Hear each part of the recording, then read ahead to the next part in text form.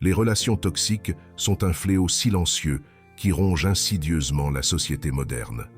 Selon une étude alarmante menée par l'Université de Californie, 84% des individus ont été confrontés à une relation toxique au cours de leur vie, que ce soit dans la sphère personnelle ou professionnelle. Les conséquences sont dramatiques. 63% des personnes victimes de ces relations délétères développent des troubles anxieux. 57% sombrent dans la dépression. Pire encore, les recherches démontrent que l'exposition chronique à la toxicité relationnelle augmente de 46% les risques de maladies cardiovasculaires.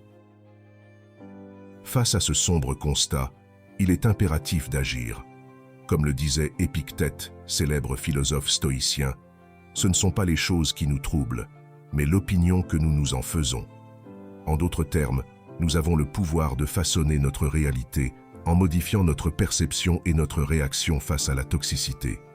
Dans cette vidéo, nous allons explorer 7 stratégies inspirées de la sagesse stoïcienne pour vous aider à naviguer sereinement dans les eaux troubles des relations toxiques. Nous vous guiderons pas à pas pour identifier les schémas néfastes, établir des limites saines, renforcer votre résilience émotionnelle et, lorsque nécessaire, couper les ponts avec discernement. Ce voyage philosophique et pratique vous dotera d'outils concrets pour préserver votre équilibre mental et physique face à l'adversité relationnelle. Préparez-vous à transformer votre rapport aux autres et à vous-même, en embrassant la philosophie stoïcienne comme un art de vivre. Ensemble, nous allons démontrer qu'il est possible de s'épanouir malgré la toxicité ambiante, en cultivant la force intérieure et la sagesse. Alors, êtes-vous prêt à emprunter le chemin de la résilience et de la sérénité? Identifiez les schémas toxiques. Le premier pas vers la libération est la prise de conscience. Comme le disait Sun Tzu, célèbre stratège chinois, « Connais ton ennemi et connais-toi toi-même. En 100 batailles, tu ne seras jamais en péril. » Dans notre cas, l'ennemi revêt de multiples visages, manipulation, narcissisme, victimisation, intimidation, pour n'en citer que quelques-uns.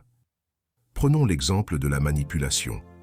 C'est un peu comme un jeu d'échecs mental, où l'autre essaie constamment de vous mettre en échec, en utilisant des tactiques subtiles comme le chantage émotionnel, la culpabilisation ou la triangulation. Un jour, il vous met sur un piédestal. Le lendemain, il vous rabaisse sans merci. C'est une véritable montagne russe émotionnelle qui vous laisse exténué et confus. Le narcissisme, quant à lui, est comme un trou noir relationnel. Le narcissique aspire toute l'attention et l'énergie, ne laissant que des miettes à son entourage. Tout tourne autour de ses besoins, de ses désirs, de sa grandeur illusoire. C'est un peu comme essayer d'étancher sa soif avec une passoire. Peu importe combien vous donnez, ce n'est jamais assez. Mais attention, la toxicité ne se limite pas à ces exemples caricaturaux. Parfois, elle prend des formes plus insidieuses, comme le micromanagement au travail, le breadcrumbing amoureux, donner juste assez d'attention pour maintenir l'autre en haleine, ou encore faire douter l'autre de sa propre perception de la réalité. Pour vous aider à y voir plus clair, voici un petit quiz révélateur. Répondez par oui ou par non.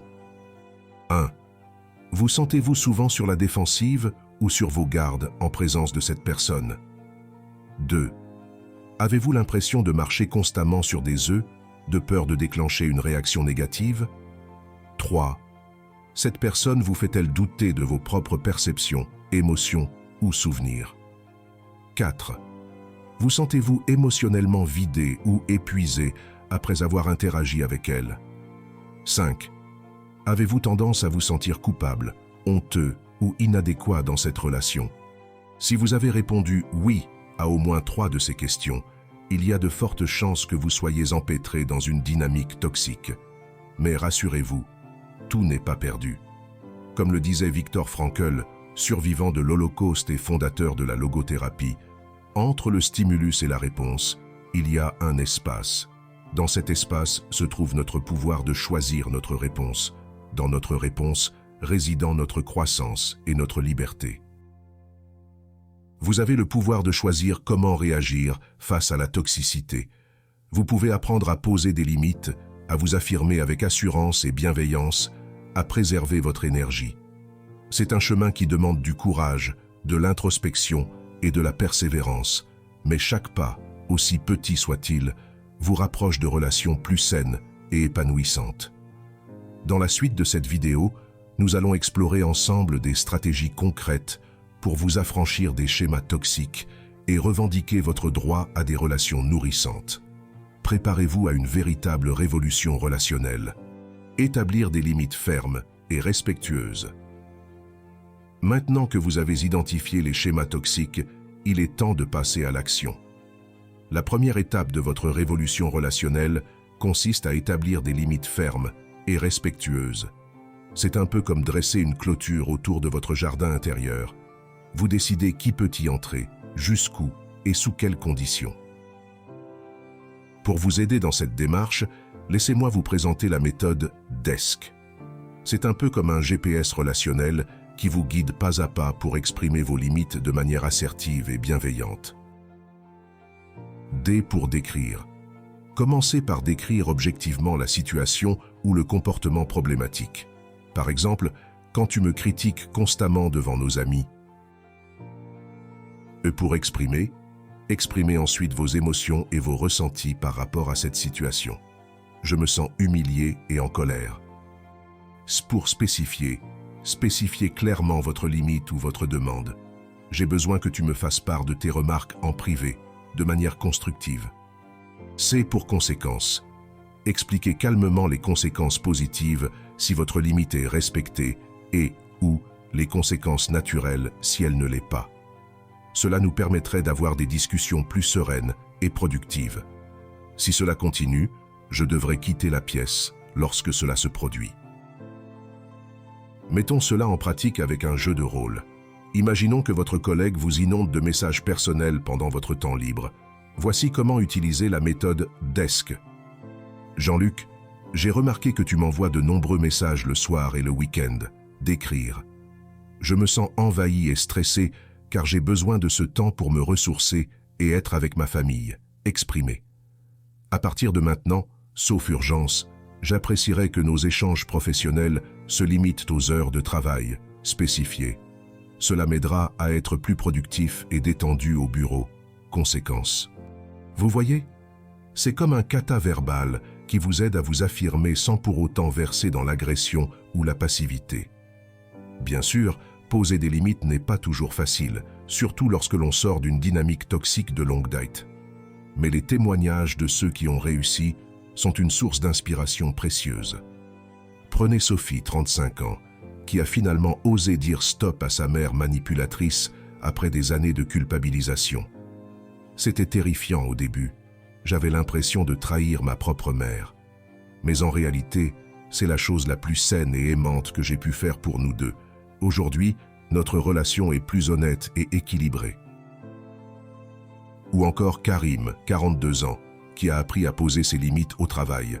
Avant, je disais oui à toutes les demandes, même les plus déraisonnables, de peur de décevoir. En apprenant à dire non avec assertivité, j'ai gagné en respect et en efficacité. C'est une compétence qui a transformé ma vie professionnelle. Alors, chers auditeurs, je vous invite à passer à l'action dès aujourd'hui. Identifiez une situation où vous avez besoin de poser une limite et entraînez-vous à utiliser la méthode DESC. N'ayez pas peur de tâtonner, de vous ajuster. Chaque limite posée est une victoire, un pas de plus vers des relations plus saines et épanouissantes. Pratiquez l'indifférence stratégique. Dans votre cheminement vers des relations plus saines, vous serez inévitablement confronté à des personnes qui résistent à vos limites, qui cherchent à vous entraîner malgré vous dans leur tourbillon de négativité. C'est là que l'indifférence stratégique entre en jeu. Le concept du grey rock ou roche grise est une technique puissante pour gérer ces interactions difficiles. L'idée est de devenir aussi ennuyeux et peu réactif qu'un rocher gris afin de ne plus alimenter la dynamique toxique. C'est un peu comme retirer l'oxygène d'un feu. Sans combustible émotionnel, la toxicité finit par s'éteindre d'elle-même. Concrètement, cela signifie adopter des réponses neutres, factuelles et concises face aux tentatives de manipulation ou de provocation. Par exemple, si votre ex-partenaire toxique vous lance une pique assassine, au lieu de contre-attaquer ou de vous justifier, vous pouvez simplement répondre « Je vois que tu es en colère. Je ne souhaite pas en discuter maintenant. » Point. Final. Rideau. L'objectif n'est pas de se montrer froid ou insensible, mais de refuser stratégiquement de rentrer dans le jeu malsain de l'autre. C'est une forme d'aïkido relationnel, où vous utilisez l'énergie de l'adversaire contre lui-même, sans vous épuiser dans une lutte stérile. Bien sûr, cela demande de la pratique et du sang-froid. Mais les bénéfices en valent largement la chandelle. Comme l'explique Ramani Durvasula, psychologue clinicienne spécialisée dans les relations toxiques, l'indifférence stratégique permet de reprendre le contrôle de la situation. En refusant de réagir aux piques et aux provocations, vous envoyez un message clair « Je ne suis plus votre source d'approvisionnement émotionnel ». Non seulement cette technique préserve votre énergie et votre équilibre mental, mais elle a aussi un effet dissuasif sur les personnes toxiques. Confrontées à un mur de non-réactivité, elles finissent souvent par se lasser et par chercher leur dose de drame ailleurs. C'est un peu comme si vous retiriez leur jouet préféré. Sans gratification émotionnelle, leur comportement perd tout intérêt. N'oubliez pas non plus que cette technique ne dispense pas de poser des limites claires et assertives. C'est un outil complémentaire à utiliser de manière ciblée et tactique. Comme le dit si bien Sun Tzu dans L'art de la guerre, le suprême art de la guerre, c'est soumettre l'ennemi sans combat. L'indifférence stratégique, c'est un peu ça, une forme de combat sans combat, où vous triomphez en refusant simplement de jouer le jeu de l'autre. Alors, chers auditeurs, je vous invite à essayer cette technique dès que l'occasion se présente. La prochaine fois qu'une personne toxique tentera de vous hameçonner dans son drame, souvenez-vous, soyez la roche grise, inerte, inébranlable, indifférente à leur tentative de déstabilisation. Vous verrez, c'est une sensation incroyablement libératrice et puissante. Rappelez-vous, comme le disait Marc Aurèle, célèbre empereur philosophe stoïcien, « Tu as le pouvoir sur ton esprit, pas sur les événements extérieurs. Réalise cela, et tu trouveras ta force. » L'indifférence stratégique, c'est précisément ça, reprendre le pouvoir sur votre esprit et vos réactions, indépendamment du comportement des autres. C'est une forme ultime de liberté et de résilience face à la toxicité relationnelle. Renforcer sa résilience émotionnelle. Cette liberté et cette résilience face à la toxicité relationnelle, chers auditeurs, ne s'acquièrent pas du jour au lendemain. Elles se cultivent patiemment, à travers un travail assidu sur soi-même et ses propres émotions. C'est là qu'intervient le renforcement de votre résilience émotionnelle. La résilience émotionnelle, c'est un peu comme un système immunitaire psychologique. Plus il est fort, plus vous êtes capable de faire face aux aléas de la vie, de rebondir après les coups durs, de garder votre équilibre dans la tempête. Et tout comme votre système immunitaire physique, votre résilience émotionnelle peut être renforcée par des pratiques spécifiques et régulières. Parmi ces pratiques, les techniques de régulation émotionnelle ont une place de choix. Validées scientifiquement, elles vous permettent de mieux gérer vos émotions, particulièrement dans les situations de stress ou de conflit. Prenez par exemple la technique de réétiquetage des émotions. Il s'agit de reformuler mentalement ce que vous ressentez de manière plus nuancée et constructive. Ainsi, au lieu de vous dire « je suis en colère », vous pouvez vous dire « je me sens contrarié et j'ai besoin de trouver une solution ». Ce simple changement de vocabulaire interne peut considérablement modifier votre façon de gérer la situation. Une autre technique puissante est la respiration diaphragmatique. Comme le dit le célèbre cardiologue et auteur, le docteur Herbert Benson, la respiration est le métronome du corps et de l'esprit. En apprenant à respirer profondément et consciemment, vous activez votre système nerveux parasympathique, celui qui est responsable de la relaxation et de la régulation émotionnelle. C'est un peu comme appuyer sur le bouton « Pause » au milieu du tumulte émotionnel. Pour vous aider à intégrer cette pratique, voici un petit exercice guidé. Mettez une main sur votre ventre, l'autre sur votre poitrine.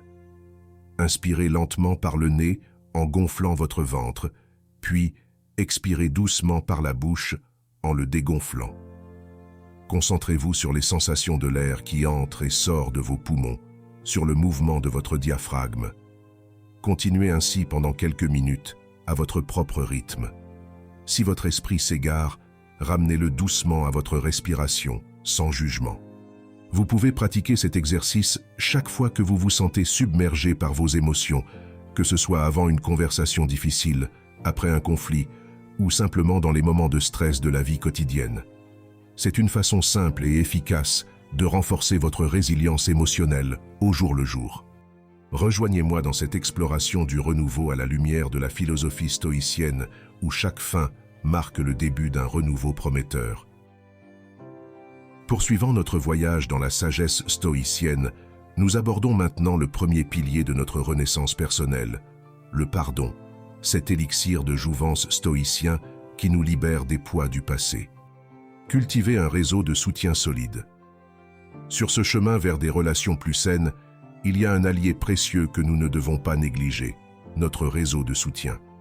C'est un peu comme un filet de sécurité émotionnelle qui nous empêche de sombrer lorsque nous sommes confrontés à la toxicité. Plus ce filet est solide et étendu, plus notre résilience est grande. De nombreuses études scientifiques ont démontré l'importance cruciale des relations positives pour notre bien-être mental et physique. Une méta-analyse publiée dans le prestigieux journal PLOS Medicine a révélé que l'isolement social est un facteur de risque de mortalité prématurée aussi important que le tabagisme ou l'obésité. À l'inverse, les personnes bénéficiant d'un soutien social fort ont un risque de dépression réduit de moitié. C'est dire le pouvoir des liens bienveillants. Mais comment tisser et entretenir ce précieux réseau, surtout quand on sort d'une relation toxique qui nous a isolés? Les experts en psychologie positive, comme le docteur Martin Seligman, recommandent de cultiver activement 3 types de relations. Les relations chaleureuses, les relations stimulantes et les relations significatives. Les relations chaleureuses sont celles qui nous apportent du réconfort, de l'acceptation inconditionnelle. C'est la famille proche, les amis de longue date, ceux vers qui on peut se tourner à tout moment, sans crainte d'être jugé. Pour renforcer ces liens, le docteur Seligman conseille de pratiquer la gratitude. Exprimez régulièrement votre appréciation pour leur présence. Partagez des souvenirs positifs. Célébrez leur succès. Les relations stimulantes sont celles qui nous poussent à nous dépasser, à explorer de nouveaux horizons. Ce sont les collègues inspirants, les partenaires de sport ou de hobby, ceux qui partagent notre passion et nous tirent vers le haut. Pour élargir ce cercle, n'hésitez pas à vous engager dans des activités qui vous passionnent, à vous inscrire à des cours ou des clubs. C'est en partageant des expériences intenses qu'on forge des liens forts. Enfin, les relations significatives sont celles qui donnent un sens à notre vie, qui nous connectent à quelque chose de plus grand que nous. C'est l'engagement dans une cause qui nous tient à cœur, le bénévolat dans une association, l'adhésion à une communauté spirituelle. En donnant de notre temps et de notre énergie à ces activités, nous créons des liens profonds basés sur des valeurs partagées.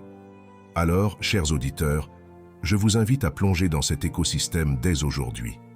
Identifiez une personne chaleureuse à qui exprimer votre gratitude, une activité stimulante à essayer, une cause significative à soutenir. Chaque lien positif que vous tissez est une lumière supplémentaire dans la nuit de la toxicité relationnelle. Rappelez-vous, comme le disait la philosophe et militante des droits civiques, Coretta Scott King, la grandeur de votre réseau de soutien se mesurera à la compassion que vous y mettrez et à celle que vous y trouverez en retour. Alors, ouvrez grand votre cœur et laissez la magie des relations bienveillantes opérer. Savoir quand couper les ponts. Mais parfois, malgré tous nos efforts, malgré les limites posées, l'indifférence stratégique pratiquée, la résilience émotionnelle renforcée, il y a des relations qui restent profondément toxiques. Des relations qui, tel un puits sans fond, drainent notre énergie et notre joie de vivre sans jamais rien donner en retour. C'est là qu'il faut savoir prendre la décision courageuse de couper les ponts. Les psychologues spécialisés dans les dynamiques relationnelles, comme le docteur Lillian Glass, ont identifié plusieurs signes qui indiquent qu'une relation est devenue irrémédiablement toxique. Premier signe, vous vous sentez constamment épuisé, vidé après chaque interaction avec cette personne. C'est comme si elle aspirait votre vitalité, ne vous laissant qu'un sentiment de vide et de fatigue. Deuxième signe, la relation est à sens unique. Vous donnez, donnez, donnez, mais ne recevez jamais le même niveau d'attention, de soutien ou de compréhension en retour. C'est un déséquilibre constant qui finit par engendrer de la frustration et du ressentiment. Troisième signe, et non des moindres, votre santé mentale et physique se détériore. Vous souffrez d'anxiété, de dépression, peut-être même de symptômes psychosomatiques. Votre corps et votre esprit vous envoient un message clair. Cette relation vous fait du mal. Si vous reconnaissez ces signes dans l'une de vos relations, il est peut-être temps d'envisager une rupture. Mais comment faire cela de manière saine et responsable? Le Dr Glass recommande un processus en 3 étapes. Premièrement, préparez le terrain. Rassemblez vos soutiens, que ce soit des amis, de la famille, un thérapeute. Ils seront vos alliés dans cette transition difficile. Ensuite, planifiez la conversation de rupture. Choisissez un lieu neutre, un moment où vous êtes calme et centré. Répétez ce que vous allez dire en vous concentrant sur vos sentiments et besoins plutôt que sur les accusations. Deuxièmement, pendant la conversation, restez ferme mais bienveillant. Expliquez calmement pourquoi cette relation ne vous convient plus, comment elle impacte votre bien-être. Évitez les reproches et les attaques personnelles. Si la conversation dérape, n'hésitez pas à y mettre fin et à partir. Troisièmement, après la rupture, prenez soin de vous. C'est une période de deuil, de réajustement émotionnel. Vous pouvez ressentir de la culpabilité, de la tristesse, c'est normal. Soyez doux avec vous-même. Comme le dit si bien Bouddha, vous, autant que n'importe qui dans l'univers entier, méritez votre amour et votre affection. Alors, entourez-vous de personnes bienveillantes, faites des activités qui vous ressourcent, offrez-vous la compassion que vous offririez à un ami dans la même situation. Rappelez-vous, couper les ponts n'est pas un échec. C'est un acte d'amour envers soi-même, un choix courageux de privilégier son bien-être. Comme l'écrit la poétesse Najwa Zebian, ces montagnes que vous portiez, vous étiez seulement censé les gravir. Alors, déposez le poids des relations toxiques. Vous avez le droit de poursuivre votre route, plus léger et plus libre. Bien sûr, couper les ponts n'est pas toujours possible, surtout dans le contexte professionnel ou familial. Mais même dans ces cas, vous pouvez pratiquer le détachement émotionnel, limiter les interactions au strict nécessaire, vous préserver. Votre bien-être est toujours une priorité valide. Si vous vous reconnaissez dans ces signes de toxicité relationnelle, je vous invite à considérer cette option. Faites-vous confiance. Faites confiance à cette petite voix intérieure qui vous dit « assez ». Votre futur vous, celui qui s'épanouit dans des relations saines et nourrissantes, vous remerciera pour ce choix courageux. Transformez les schémas toxiques intériorisés.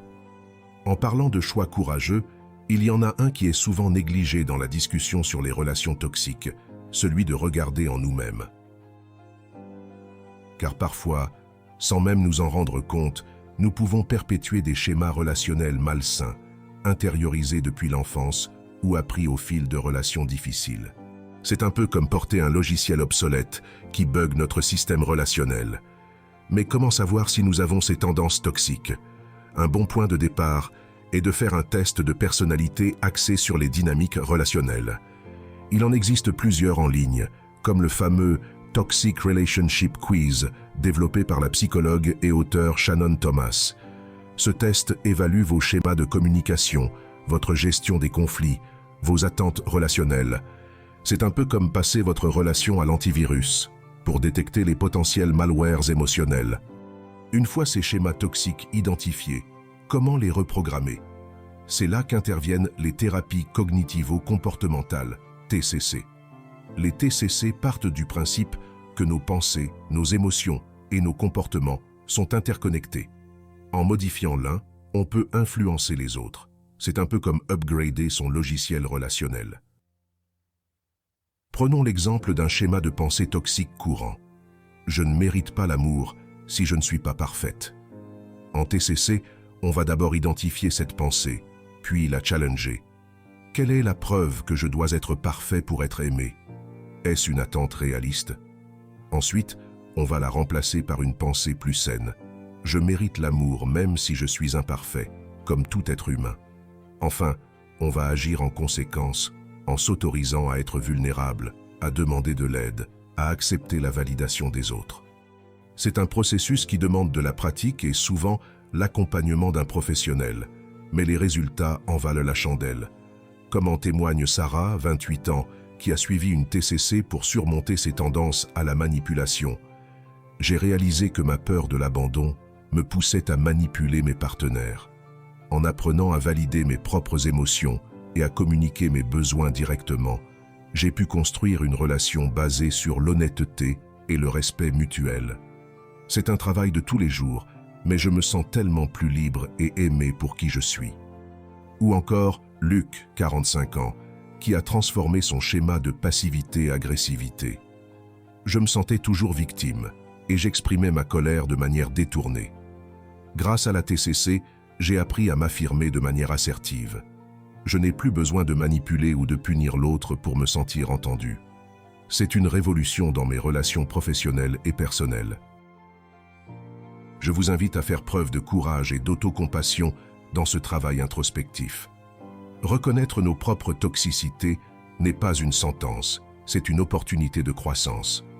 Comme le dit Rumi, la blessure est l'endroit par où la lumière entre en vous. Alors, laissons la lumière de la conscience entrer dans nos schémas relationnels blessés. Nous avons tous le pouvoir de réécrire notre histoire, une pensée à la fois. Et rappelez-vous, dans ce processus, vous n'êtes pas seul. Toute une communauté de personnes engagées dans ce travail de transformation relationnelle est là pour vous soutenir, vous inspirer. Ensemble, nous pouvons créer une nouvelle norme de relations saines, authentiques et bienveillantes. Un monde où la toxicité n'est plus qu'un lointain souvenir, un bug corrigé par la force de notre conscience collective. En conclusion, chers auditeurs, le chemin vers des relations saines et épanouissantes est un voyage qui commence à l'intérieur de nous-mêmes. C'est en identifiant les schémas toxiques, en posant des limites fermes, en pratiquant l'indifférence stratégique, en renforçant notre résilience émotionnelle, en cultivant un réseau de soutien solide, en sachant quand couper les ponts et en transformant nos propres tendances toxiques, que nous devenons les architectes de notre réalité relationnelle.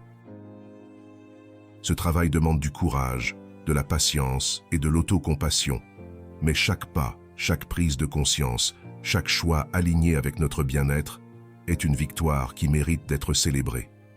Rappelez-vous, vous n'êtes pas seul dans ce voyage. Une communauté entière de guerriers de la conscience relationnelle est là pour vous soutenir, vous inspirer. Ensemble, nous pouvons créer une révolution relationnelle, un monde où la bienveillance et l'authenticité sont la norme. Alors, saisissez vos outils, votre volonté, votre sagesse, votre résilience et sculptez, jour après jour, les relations dont vous rêvez. Le pouvoir est entre vos mains.